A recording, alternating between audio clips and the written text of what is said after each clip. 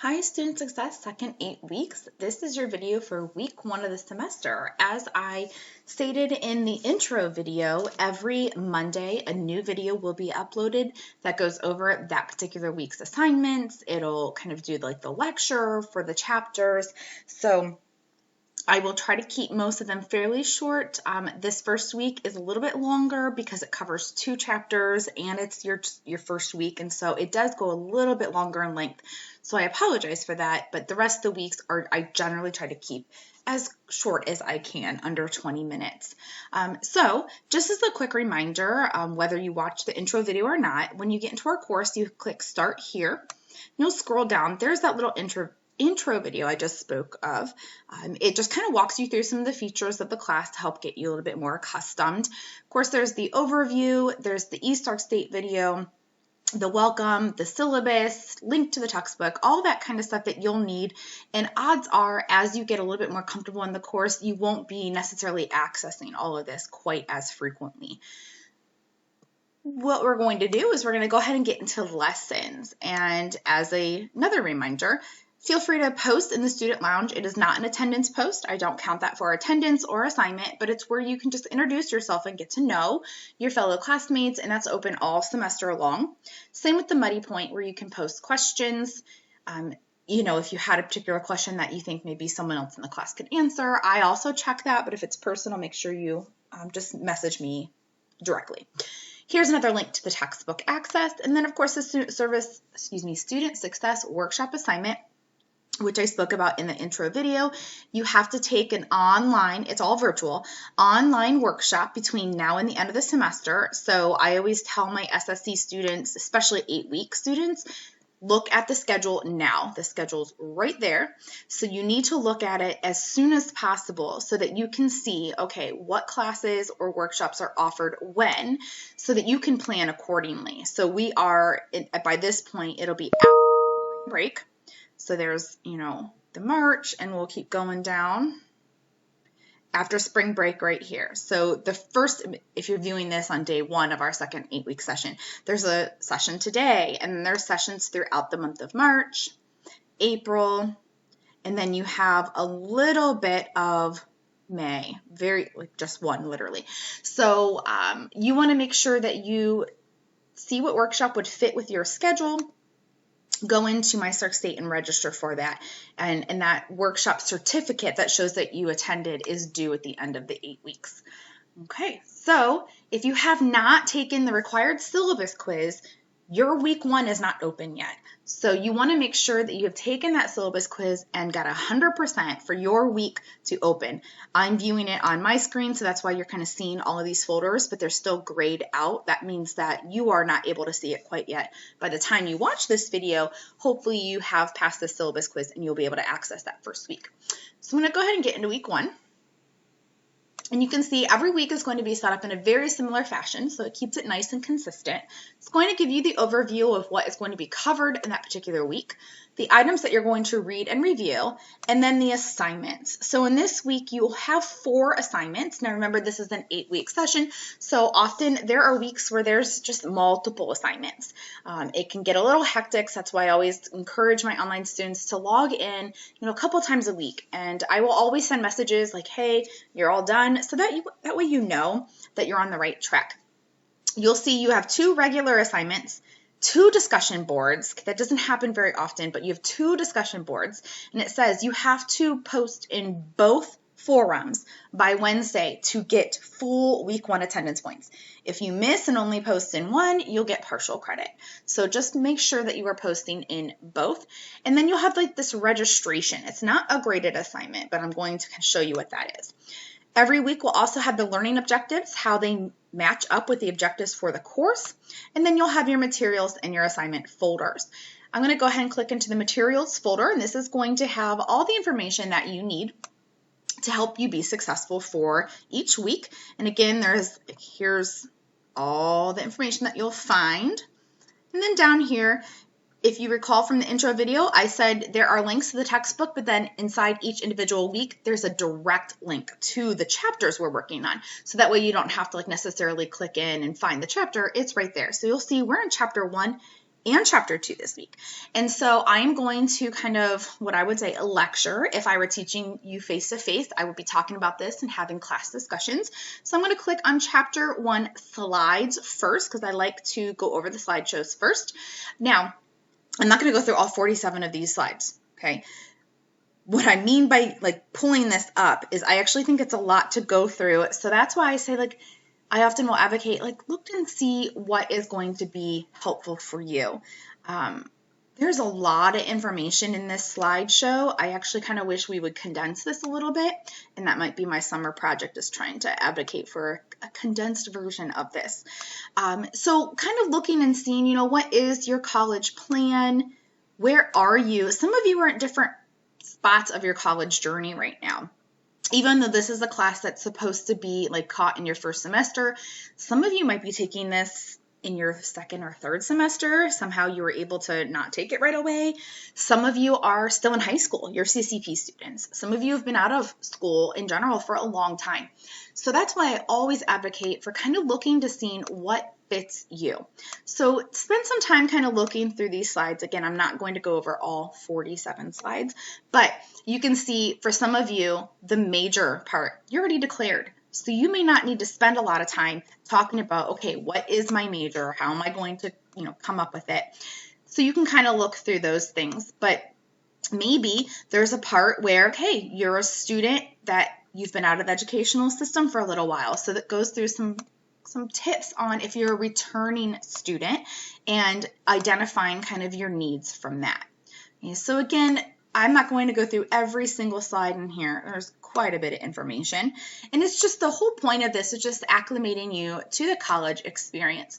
Now, I will say if this is your very first semester in college, it is not the typical college experience. We know because of COVID. So depending on what your future classes will look like, you may not be online very often, or you might be solely online. It just kind of depends. So with that, I'm going to click right into chapter 1 itself. Chapter 1, remember if we come over here, we can go through here. We can see what this chapter is about. So again, this is where I'm going to say, really look and see what pertains to you. Some of you, again, are younger high school students, fresh out of high school, or first-year college students. So you may need to kind of really think about, okay, what is my plan? How am I going to get through this? What are my values?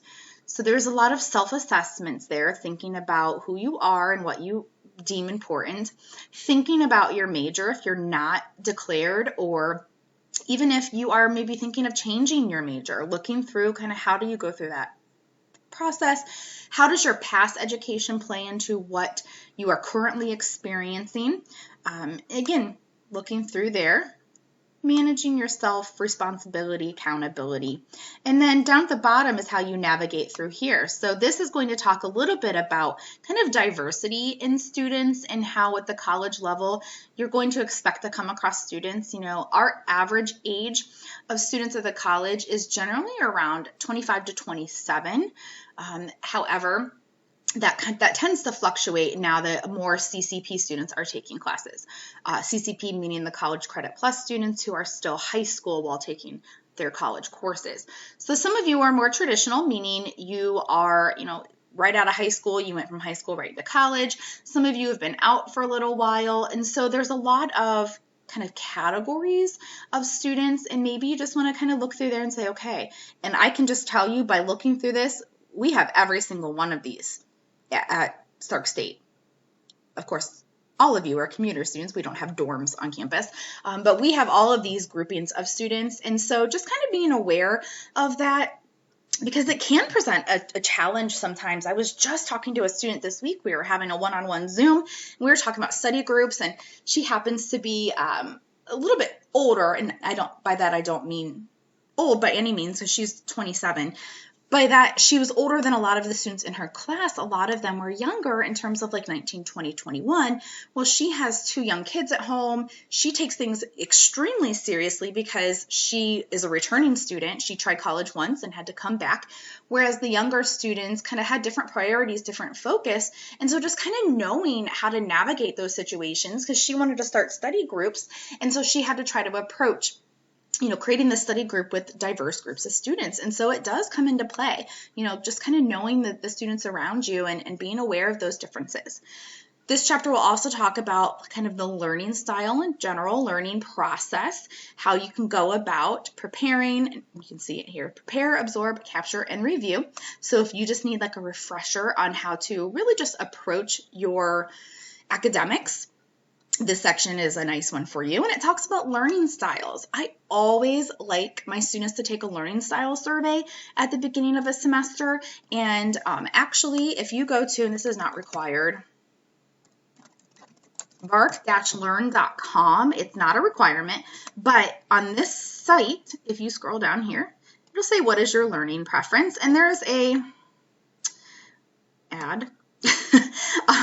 There is a questionnaire which you'll go through and you'll click, it'll give you a little scenario, and then you'll click the one, maybe two things that you would do in that situation, go all the way through, and then you'll hit OK, and it'll tell you what your learning style is, and it'll give you tips on how to most maximize your time to make it more efficient and effective based on your learning preferences.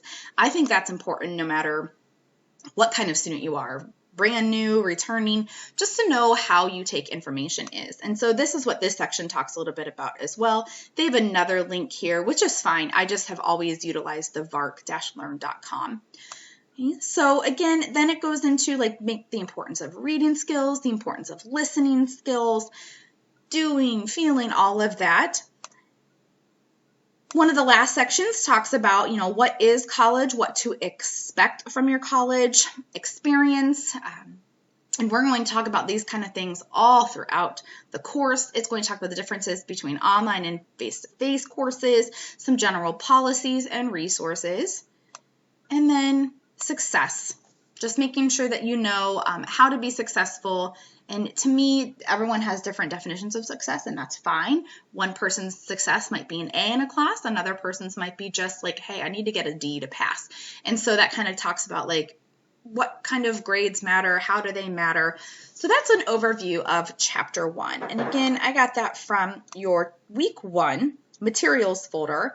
There's the textbook link, and then the chapter slides, as I said, go really into depth with those 40-plus slides. The next thing is the Chapter 2 textbook links. Remember, this week has 2 chapters. Staying motivated, organized, and on track. So to do this, I am going to pull up, I'm going to close these things right here, just because I feel like I have a lot open. There we go. I am going to use these slides to guide my conversation now. So staying motivated in college, depending on what kind of classes you all are taking, some of you are halfway done with your 16-week courses. And this is normally the part of the semester where students really do start to lose that motivation. And so you really need to know, what is driving you? How are you motivated? Do you have that internal motivation, or are you just externally motivated? Because really, external motivation are those things outside of yourself, grades, money, acknowledgement. That's great, but if you also aren't internally motivated, you have a sense of motivation inside yourself, those external motivations are going to be more difficult. So part of that is setting goals. And again, some of you may have already done this because you're halfway through your 16-week courses, but if you're taking, obviously 8-week courses, it's a nice time to start reevaluating those goals or setting new goals or adjusting those goals. So you want to jot down some goals that you have, even just this for second 8 weeks. Think about what kind of things you want to accomplish in the second 8 weeks of the semester. You want to make sure they are, there's different acronyms for this, SMART goals, the ABCs of goal setting, but you want to make sure your goals are specific. So let's say your goal is to get a good GPA. Okay, that's a good goal, but it's not specific. Okay, I want a 3.5 GPA. That's a little bit more specific. Can you measure it? Well, yeah, you can measure if you have a 3.5. Is it realistic? If you know that you have the time, the energy, the motivation, then yeah, it's realistic. If you're like, I have a really tough schedule this semester, I'm taking psychology, anatomy and physiology, maybe it's not as realistic. Maybe I should, put it down to a 3.2, and that's okay. You can adjust your goals. And then flexible. So that's what I was just referencing. Can you or should you be able to adjust them? Absolutely. Kind of think and see all right, you know what? It's not going as well. I'm going to go ahead and adjust. That doesn't mean you're lowering your expectations. It means you're being realistic with them.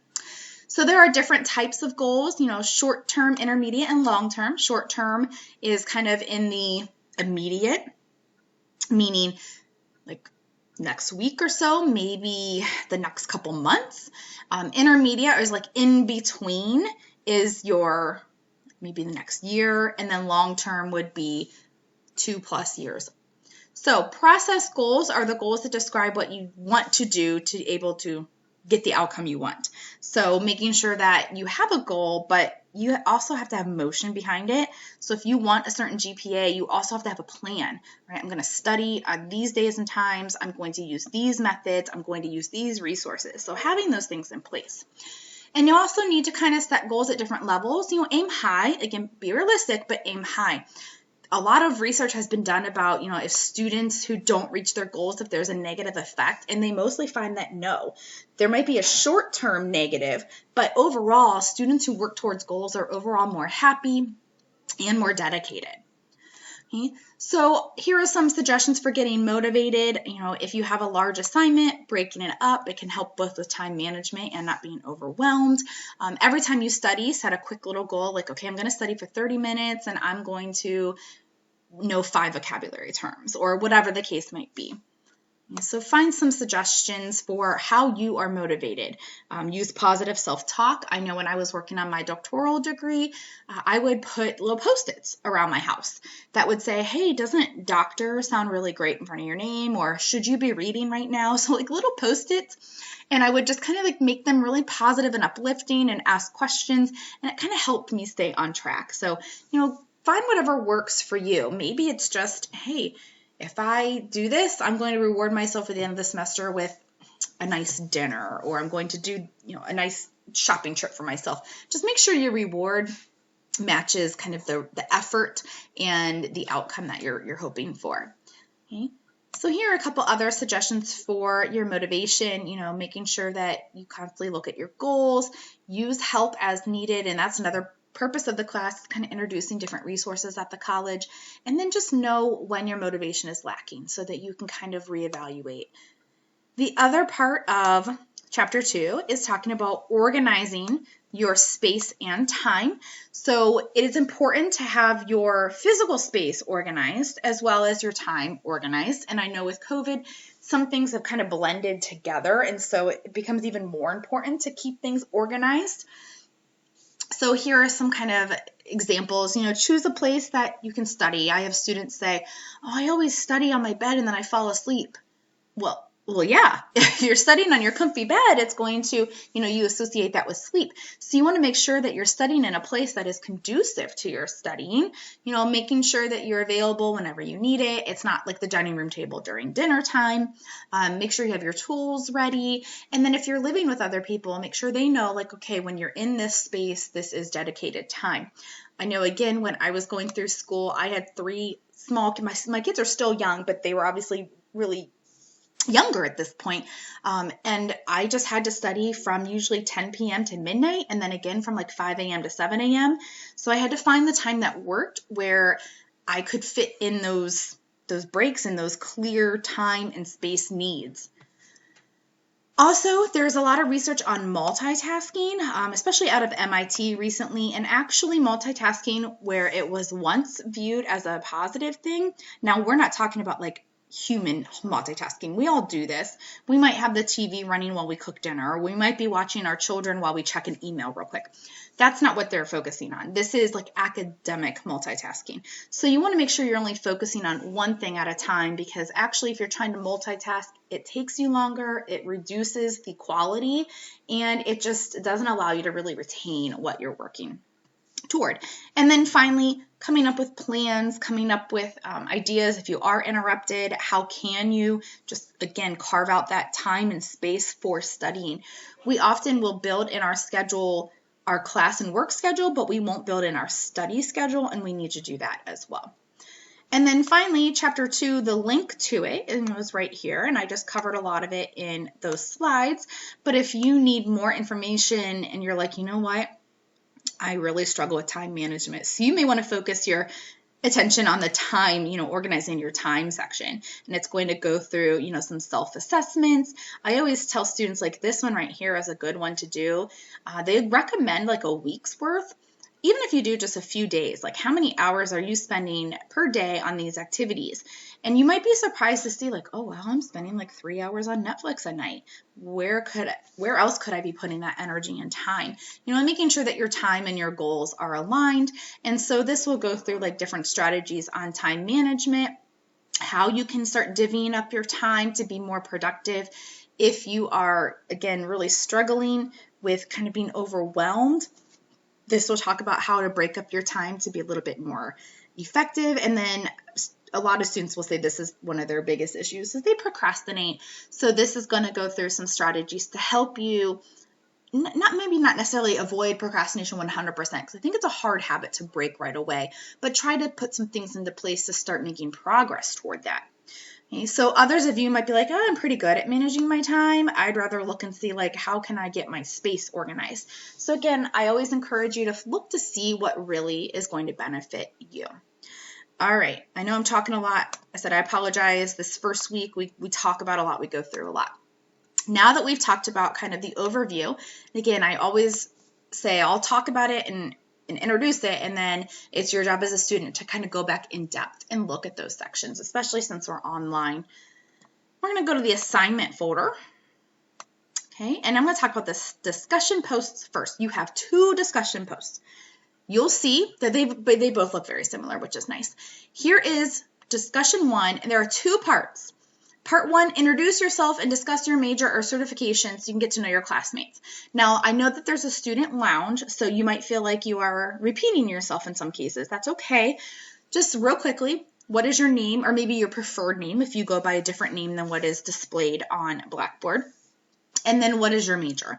And then select 4 of the 9 topics below. So you can see there are 9 topics that all have to do with Chapter 1, like that beginning college experience. Choose 4 of the 9 and complete each of the 2 statements. So let's say, just for argument's sake, I choose the first 4. I have to fill out, basically, not fill in the blank, but I have to continue the thought. My most negative attitude toward college is doing work. I don't know. Here's what I'll do to be more positive. I will view it as a learning experience. So choose 4. It doesn't have to be the first 4, any 4 of the 9, and you'll respond to both sentences. Okay. As a reminder, I did this in the intro video, but to create a discussion post, you'll click on the link there, Chapter 1 Discussion, Create Thread, and you're going to see the prompt is brought up again, so you don't have to do any clicking back and forth or anything like that. So here is the prompt again, and there is like a, hey, here's how you could structure this. There's an example of a post. You'll get down here, you'll put in your subject, maybe you'll put in Chapter 1 Discussion. And then down here, you'll type your response, and then you will hit submit. Okay. That is Chapter 1. Let me get back a little bit here. From there, you also have a Chapter 2 discussion. So very similar. It says, there are 4 of the 6 you're going to choose. So there are 6 topics. You're going to choose 4 of the 6. So these are related to the Chapter 2 topics of, like the setting goals and the motivation and the organization. Choose 4 of the 6 and respond to both blanks, so to speak, and do the same thing. Underneath, it'll say, here's how you could structure this. You'll click in there, create thread, and post it. Both of those original responses are due Wednesday for week 1 attendance. You are also going in and responding to 2 students in each forum. So 2 students in Chapter 1, 2 students in Chapter 2. And just real quickly, in case you need to know how to respond, it's really easy. I'm just going to go ahead and get into the student lounge as an example. I've already posted in here. So when you go to respond to 2 classmates, you'll click on the name of their thread, and then you'll just simply hit the blue reply button. And that's how you respond to a student. You're going to respond to 2 students in each discussion post, which will lead you to 4 responses total. And that's how you get the rest of the points. The discussion posts give you attendance points, but then there's also assignment points. So even if you miss an attendance deadline, please still post, because you can still get partial credit as well as making sure that you get those attendance, or excuse me, assignment points in general. All right, so now you've posted. We're going to go down here. Now you have 2 more assignments. These are automatically graded, which means I only see your score in the grade book in Blackboard. Like, you take it and it automatically transfers. Every new student has to take this Title IX training and quiz. You'll click on it. It'll pop up in a new window. It's going to walk you through. I'm going to have to, yeah. It's going to walk you through. You're going to hit next, and it's going to ask you some questions. I apologize, I've been recording all morning. It's going to ask you questions about the information. Make sure you let it run through the entire way, the last slide, and make sure it has been submitted.